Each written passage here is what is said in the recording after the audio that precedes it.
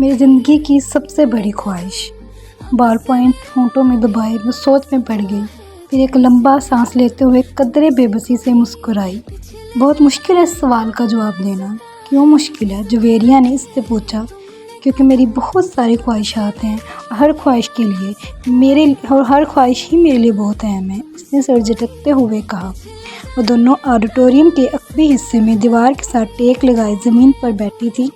FSc classes में आज उनका 8वां दिन था और इस वक्त वो दोनों अपनी फ्री पीरियड में ऑडिटोरियम के अकबी हिस्से में आकर बैठ गई थी। नमकीन मूंगफली के दानों को एक एक करके खाते हुए जवेरिया ने इससे पूछा, तुम्हारी ज़िंदगी की सबसे बड़ी ख्वाहिश क्या है अमामा? अमामा ने कदरे हैरानी से इसे देखा और सोच में पड़ गई। तुम बताओ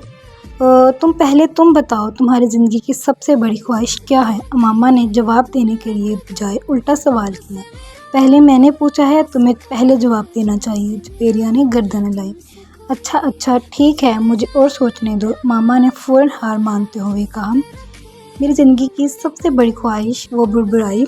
एक ख्वाहिश तो ये है कि मेरी ज़िंदगी बहुत लंबी हो, इसने कहा। क्यों? जवेरिया हंसी।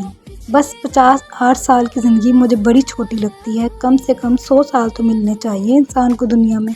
और फिर मैं इतना सब कुछ करना चाहती हूँ। अगर जल्दी मर गई तो फिर मेरी सारी ख्वाहिशात अधूरी रह जाएंगी, इसने मूंगफली का एक दाना मुंह में डालते हुए कहा।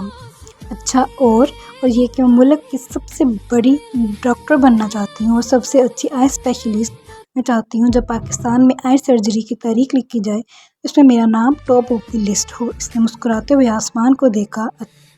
अब कैसा है तुम्हारा दोस्त? गए थे तुम इसकी खैरियत दरियाफ्त करने? अमामा वसीम के साथ मार्केट जा रही थी। अचानक इसे सलार का ख्याल आया। पहले से तो हालत काफ़ी बेहतर है इसकी, शायद कल परसों तक डिस्चार्ज हो जाए। वसीम ने इसे सलार के बारे में तफसीलात से आगाह किया। तुम चलोगी वापसी पर इसको देखने? वसीम को अचानक ख्याल आया। मैं? अमामा हैरान हुई। मैं क्या करूँगी जाकर? खैरियत दरियाफ्त करना, और क्या करना है तुम्हें? सलार ने संजीदगी से कहा।